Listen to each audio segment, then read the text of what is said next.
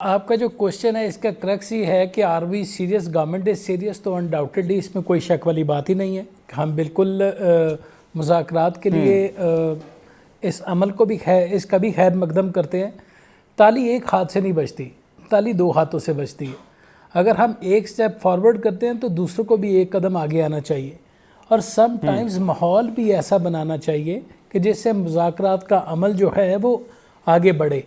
अगर हम एक कदम मुज़ाकरात की तरफ और रिकन्सिलिएशन की तरफ जाते हैं तो वो 10 कदम आगे स्टेट इंस्टीट्यूशंस के ख़िलाफ़ जाते हैं, स्टेट के ख़िलाफ़ जाते हैं। तो इट डज़न्ट, इस माहौल में मुज़ाकरात का जो अमल है वो फिर पीछे रह जाता है, मैं ये समझता हूँ। और एक प्योर डेमोक्रेटिक बेस से, लेकिन जो आज ये कमेटी बैठी है, जो डायलॉग कमेटी बैठी है सर, इसमें आपको शिरकत करनी चाहिए थी ना सर। देखिए तमाम स्टेक होल्डर्स को साथ आना चाहिए, आपको बैठना चाहिए था जो डायलॉग कमेटी जो की। मैं ये इंफॉर्मेशन मुझे अभी आपके प्रोग्राम के थ्रू मिली है, और मैं फेयरली अगर बात करूं तो दैट इज़ क्वाइट अनफॉर्चुनेट। ऐसा होना नहीं चाहिए था।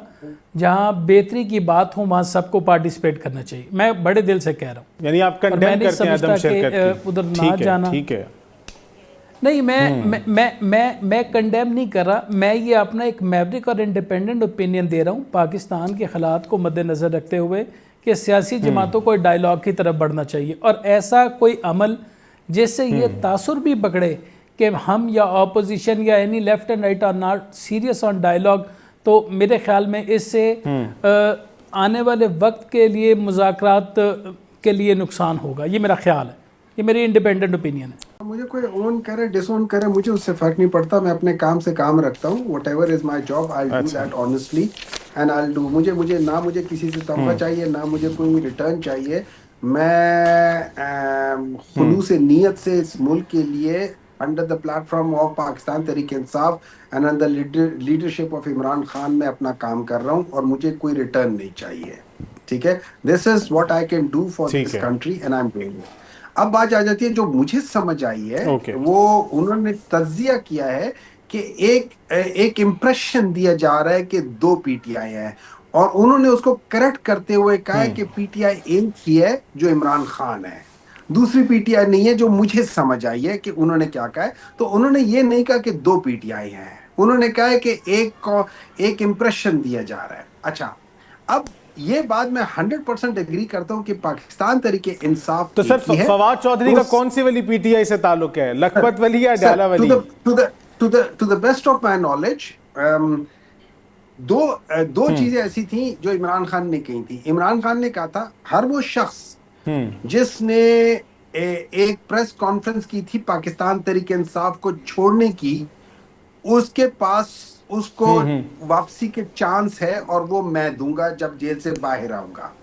लेकिन हर वो शख्स जिसने पाकिस्तान तहरीक इंसाफ छोड़ दिया था आफ्टर प्रेस कॉन्फ्रेंस और किसी और पॉलिटिकल पार्टी को ज्वाइन कर लिया था, उनकी वापसी मेरे बाहर आने के बाद भी नहीं होगी। ये इमरान खान का वो था। अगर मैं उस पैमाने को सामने रख के करूं तो इस वक्त ये लोग प्रो पीटीआई हो सकते हैं, ये पीटीआई नहीं है। They do not speak for Pakistan Tehreek Insaf.